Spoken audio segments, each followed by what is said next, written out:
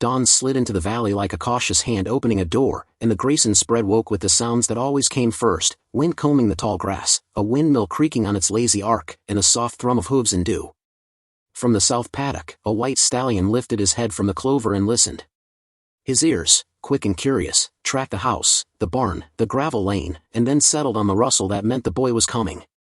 They called the stallion Juniper, a fool name for a horse if you asked the hands, but it had stuck after a spring blizzard when he'd stood in a ring of those tough, fragrant shrubs and outlasted the storm. He was big for a saddle horse, all clean lines and calm eyes, with a mane that gathered the light. He waited by the fence, breath blowing in little silver clouds while the last of the night drained off the fields. Eli Grayson came limping across the yard with a tin pail swinging at his side. He had hair the color of wheat straw and a way of walking that made folks soften their gaze. The left leg didn't quite keep up with the right. 12 years old, small for it, and careful with steps, with words, with the air around certain men. He was the billionaire's nephew, the orphan boy taken in 6 months ago when a carriage went over a rain-swollen gulch and left the world colder by two good people. The billionaire himself, Nathaniel Grayson, was a tall man who'd mastered the trick of appearing in two places at once, on the front page shaking hands with governors, and in every contract that broke a town or bought a judge. He wore black like a habit, smoked cigars that made the house smell of scorched sugar, and kept a ledger in his head sharp enough to cut. People called him the Railroad King, the Baron, the Benefactor. On Sundays, when he stood in the first pew and bowed his head like a hinged hinge, nobody saw the calculation humming behind his eyes. Or if they did, they looked away. Eli did not look away from much, except his uncle. "Morning, June," the boy said, using the name he never used when anyone else could hear. His hand found the stallion's cheek, and the horse, polite as a butler, lowered his massive head to meet it. The pail held carrots and 2 bruised apples he'd rescued from the cook's bin. The first carrot vanished, then the second, and Juniper's lips tickled the boy's palm as if to say, "More, if you've got it." Eli smiled without showing teeth. He had learned, after the funeral, that too much joy could be taken as an offense. "Don't beg," Eli murmured. "You're a gentleman." From the porch, a match rasped against a rail. Eli's back stiffened the way a cat's does at a slammed door. He didn't turn. He didn't have to. He could feel his uncle's gaze like a coin laid cold against his spine. "Feed him at the trough," Nathaniel said. His voice carried the lazy music of a man accustomed to being obeyed. "You'll spoil that animal hand feeding him like a circus." The cigar tip burned orange, ash trembled and fell. "Yes, sir," Eli answered, and for a moment the stallion's ears pricked, sensing the small tremor riding the boy's words. Juniper breathed across the boy's hair, grass and salt and the clean smell of horse, and the boy breathed steadier. Nathaniel did not cross the yard. He watched from the shade, and after a beat you could almost believe he was benign, a guardian on his own land, generous, patient, a statue erected to Providence. Then he turned and went inside, and the door's soft click felt like a verdict. The ranch stretched in every direction, fenced pasture rolling toward ridges, a creek thinned from late summer, a row of cottonwoods along the lane. Hands moved like knots along the property, 2 men mending wire, a woman filling feed sacks, a boy with a red bandana scouring tack. They all knew the new routine. Don't trouble the boss in the mornings. He reads ledgers at the dining table, writes letters under the gas lamp with his glasses perched low. Don't trouble the nephew either, unless you can't help it. The nephew had a way of drawing pity out of a person you didn't want your boss to see. Eli walked the fence line with Juniper pacing him, the stallion's heavy shoulder a soft presence just at the edge of the boy's vision. The paddock gate creaked. Eli checked the latch, the posts, the rail where a knot had lifted and caught his sleeve days ago. He tried to move like he'd seen the hands move, practical, competent, unafraid. "You're not supposed to be out of the paddock without a bridle," he said. Juniper blinked, untroubled by rules that did not apply to him. At the north end, Eli lowered himself to sit on the bottom rail and winced as his hip complained. The doctor in town had told him to stretch, to keep walking, to let time do its work. Time had done plenty of work on the boy already. It had carved him into someone smaller in profile but denser in spirit, a kind of quiet gravity bound up in bones and gaze. He pulled an apple from the pail, polished it on his sleeve, then offered it in both hands like an apology. Juniper mouthed the fruit delicately and chewed with a long, appreciative grind. "You remember my mother's voice?" Eli asked. He spoke as if the horse were an elder who remembered the shape of loss. "You were there, well, you weren't there at the cliff, but before. She rode you once, last winter. She said your eyes were too smart by half. She said a horse like you belongs to himself." His breath caught. "Maybe that means you belong to me a little too." Juniper lifted his head as a train whistle bled thin and far from the east. The line didn't run close to the ranch, but sound in these parts did what it wanted, rolled over hills, got tangled in trees, slipped under doors. The stallion's hide trembled, muscles answered an old map of fear and readiness. Then the wind changed, the whistle faded, and he settled. From the house came the clink of silverware and the hush of a voice Eli could not place. Guests already. That meant faces he'd have to greet and disappear from, questions he had practiced answers for. How are you settling in? Aren't you lucky to have your uncle? And always the polite narrowing of adult eyes that avoided the limp and then landed on it anyway. He stood and dusted his trousers. I should get back, he told Juniper, though he didn't move. Aunt Margaret used to put peach jam out with the warm bread. He swallowed. There's jam in the pantry still. Cook says I can have some if I ask. He said it lightly, though asking had become harder. Asking meant tallying the ledgers that lived behind other people's faces. A door opened. Boots clattered.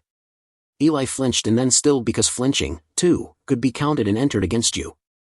The man who emerged was not Nathaniel but one of the bookkeepers, a sandy mustache perched like a moth on his lip, spectacles shining. He carried a folded document and an expression that feared sunlight. He crossed the yard, delivered the paper to a ranch hand, and went back inside without greeting anyone.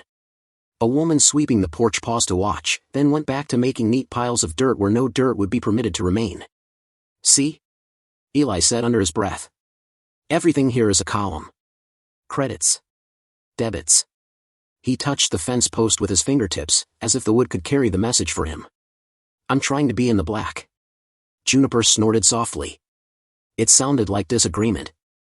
The boy found himself laughing, a quick silver flash across water.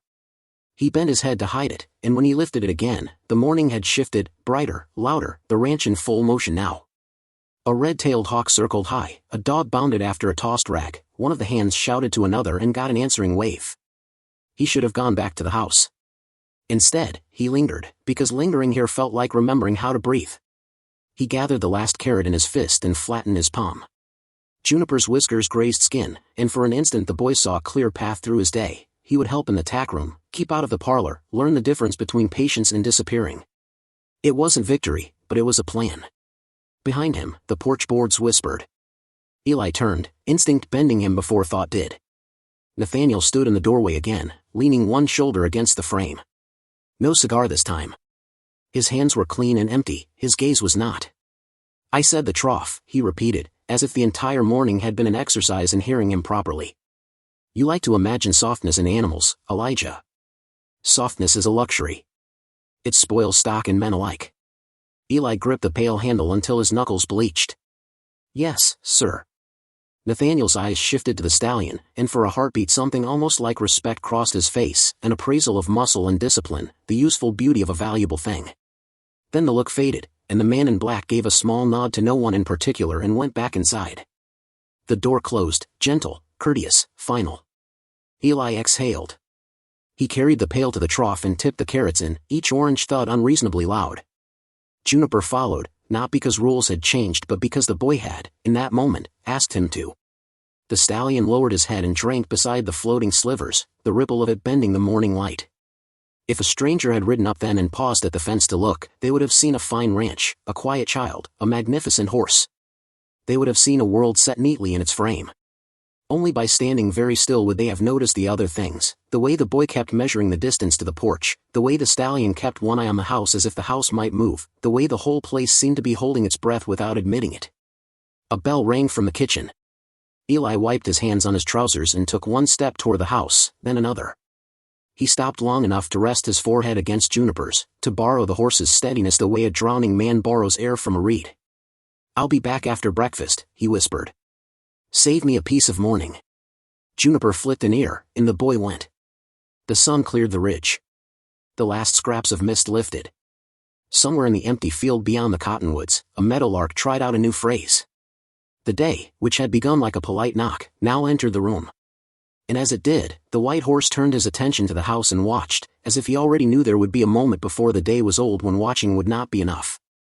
The day turned harsh by noon, the kind of dry heat that baked the dust into the boards of the porch and made the air shimmer over the pasture. Most of the hands had ridden out toward the west range to check on a broken fence line, leaving the ranch strangely hollow. Only the cicadas kept the place from falling completely silent. Eli had been sitting cross-legged on the cool wooden floor of the upstairs hallway, tracing the grain in the boards with the tip of his finger while reading an old leather-bound book he'd found in the library. The words were thick and heavy, but they slowed the clock.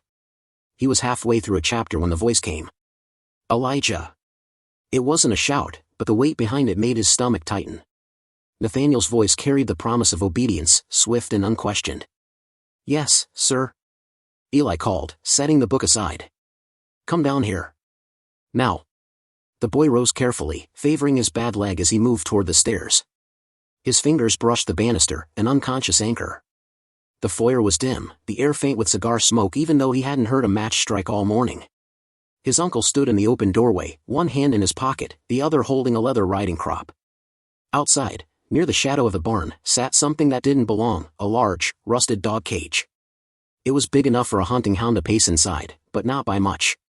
The iron was bent in places, the hinges corroded, and the lock hung open, ready. Eli stopped on the porch steps. "What's that for?" Nathaniel's expression didn't change. "You've been slipping into the kitchen and taking food that's not set for you." Eli's brows knit. "It was just bread. Cook said."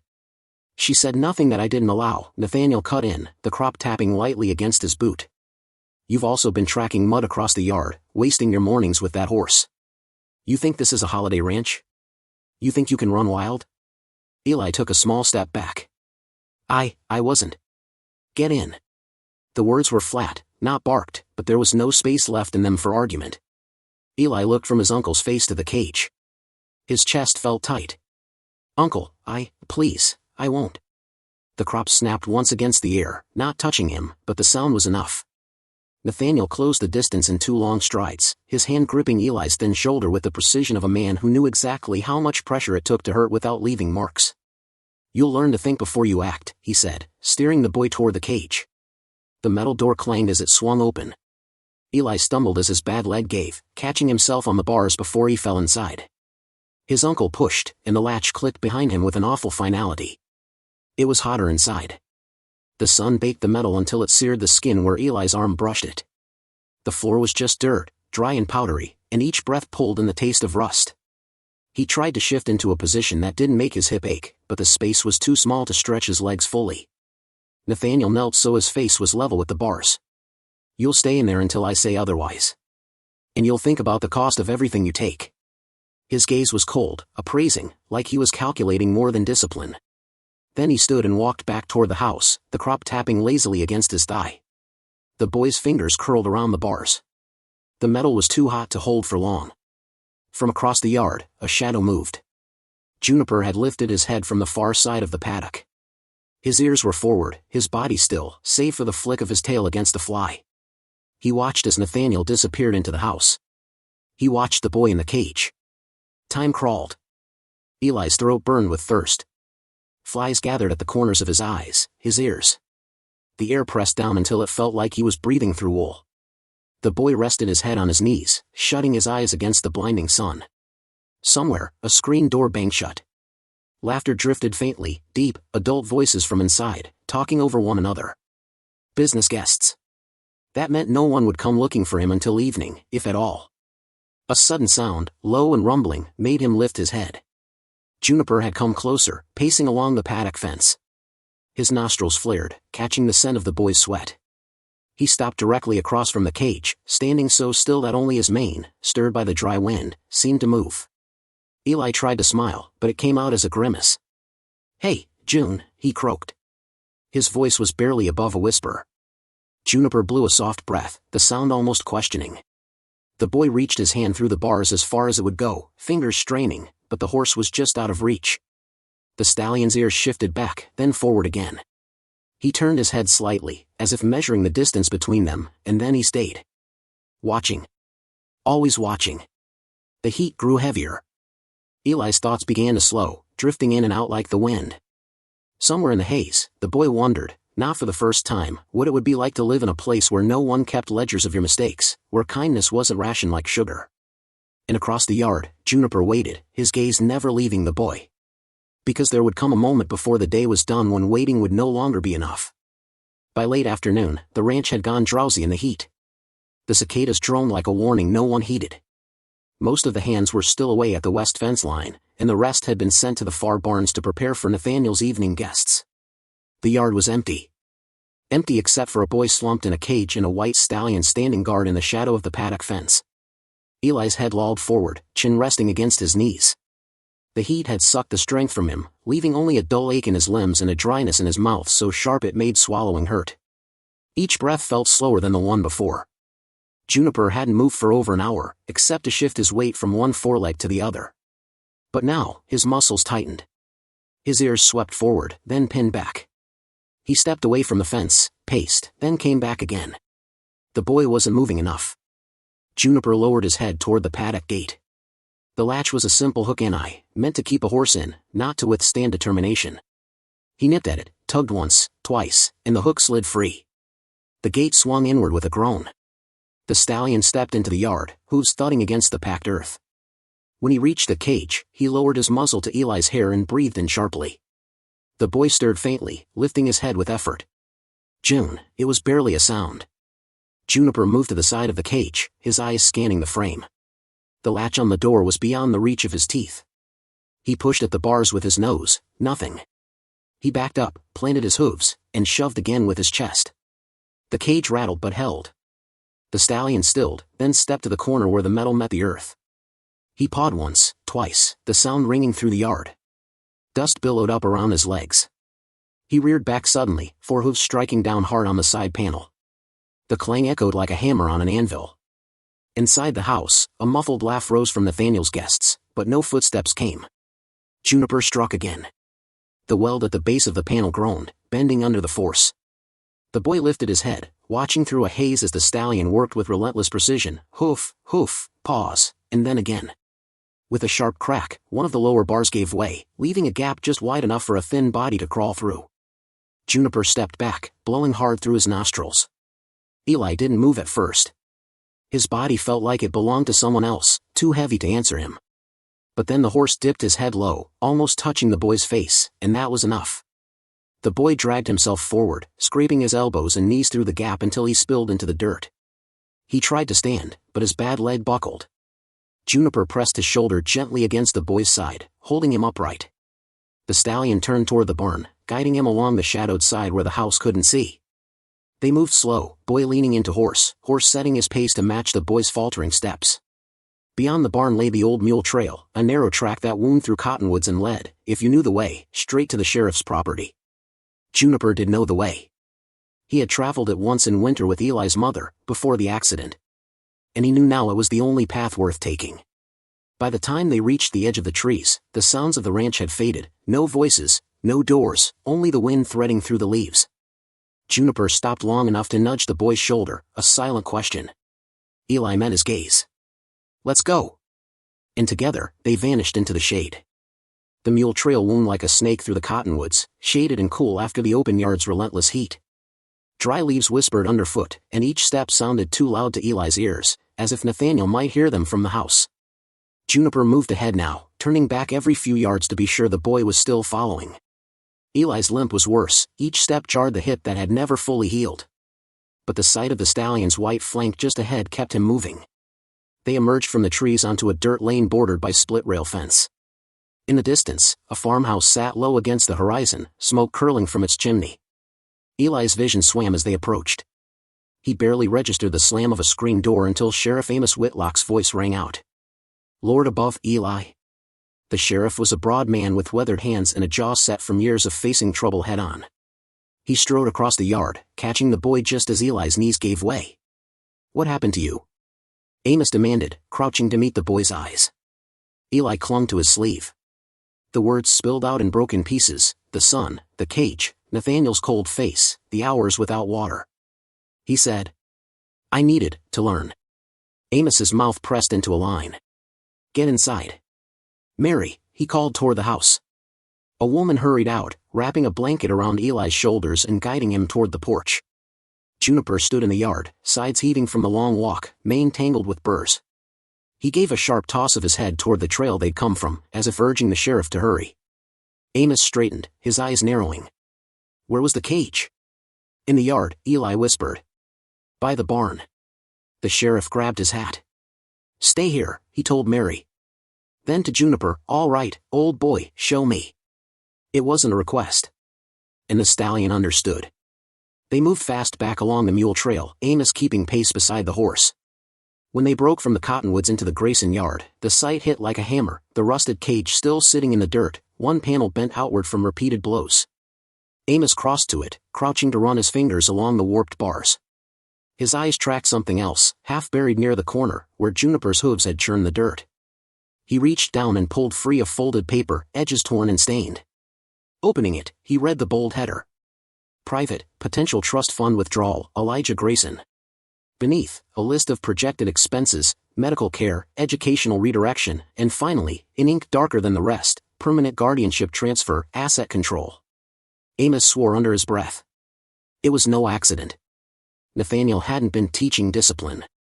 He'd been building a case to declare the boy unfit to manage his inheritance, justifying a legal grab for control of every dollar Eli's parents had left him. A voice came from the porch. "Sheriff Whitlock," Nathaniel called, leaning casually against the rail as though he'd been expecting company. "To what do I owe the visit?" Amos folded the paper and slipped it into his vest. "We'll talk in town," he said evenly. "I'm afraid my schedule's full," Nathaniel replied, a smile playing at his mouth. "And unless you've got a warrant, this is still my land." Juniper stepped forward, planting himself squarely between the sheriff and the man in black. His muscles tensed, nostrils flaring. It wasn't a threat, it was a claim. Nathaniel's smile tightened. "Control your animal, Sheriff." "I would," Amos said, "if he wasn't standing in exactly the right place." Behind them, the wind shifted, carrying the faint sound of hoofbeats, deputies arriving. Nathaniel's eyes flickered, the first crack in his polished veneer. Because in that moment, he realized it wasn't a person who had undone him. It was the horse. The same stallion he'd ignored, the same animal he'd thought of only as property, now the witness, the rescuer, and, unknowingly, the one who'd uncovered the very paper that would end his hold over the boy. The sound of hoofbeats grew louder until 3 mounted deputies emerged from the cottonwoods, rifles slung over their shoulders. Dust swirled around their horses' legs as they reined up beside Amos. Nathaniel's smile had vanished. His eyes darted between the sheriff, the deputies, and the white stallion still planted firmly in front of him. "Mr. Grayson," Amos said, voice steady but loud enough for the yard to hear, "you're coming with us to answer for the unlawful confinement and endangerment of your nephew, and for attempting to defraud his inheritance." "That's absurd," Nathaniel snapped. "You have no proof." "I've got the boy's testimony," Amos cut in, pulling the folded paper from his vest, "and this little document you carelessly left in the dirt when you were locking him in a cage." He let the words sink in. "Found by the horse, no less." A murmur ran through the handful of ranch hands who had wandered back into the yard, drawn by the commotion. None of them stepped forward to defend their employer. The deputies dismounted. One took Nathaniel by the arm, ignoring his protests, and snapped iron cuffs over his wrists. The man who had once been untouchable was marched past the horse that had brought him down. Juniper didn't move, but his eyes followed Nathaniel until the deputies led him out of sight down the trail. That evening, the yard felt different. The tension that had hung over the Grayson place like a summer storm had broken, leaving only the quiet after rain. Eli sat on the porch steps wrapped in a clean blanket, a cup of water in his hands. His cheeks still held the flush of heat exhaustion, but his eyes were clearer now. Juniper stood a few feet away, head lowered, grazing idly but never straying far. Sheriff Amos sat beside the boy. "You won't be going back in that house," he said gently. "You'll stay with me and Mary for now.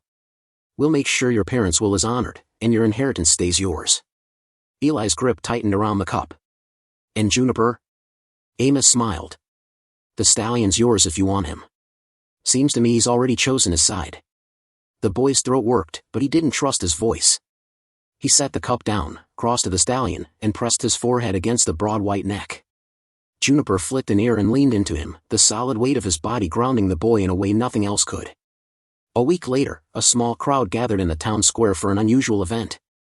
In front of the courthouse, under a sky the color of clear glass, stood Juniper, groomed until his coat gleamed, and beside him, Eli in a clean shirt, standing a little straighter than before. Sheriff Amos stepped forward and hung a simple bronze plaque on the paddock gate where Juniper would be kept when in town. It read, "Juniper, loyal friend and protector." The crowd applauded, but Eli didn't hear much of it. He was busy memorizing this moment, the smell of the wood rail in the sun, the murmur of people's voices, the warm solidity of juniper at his side. In the months that followed, Nathaniel Grayson's trial became the talk of 3 counties. The evidence, thanks to the horse, was too strong to ignore. The verdict was swift: guilty of fraud and unlawful imprisonment. He was stripped of control over Eli's estate, and the boy's future was returned to him.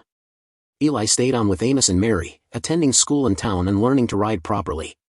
Juniper was never far, whether grazing outside the schoolhouse window or standing patiently at the fence when Eli returned home. Years later, when Eli had grown tall and sure-footed, people would still ask about the white stallion that seemed to know more than any man gave him credit for. Eli always answered the same: "That horse saved my life, not because he had to, but because he refused to look away." And in the quiet moments at dusk, when the sky turned gold over the cottonwoods, Eli would walk out to the paddock, rest his hand on Juniper's neck, and remember the lesson that had carried him through the hardest day of his life. Courage doesn't always roar. Sometimes it's standing your ground, watching, and waiting, until the moment comes to act.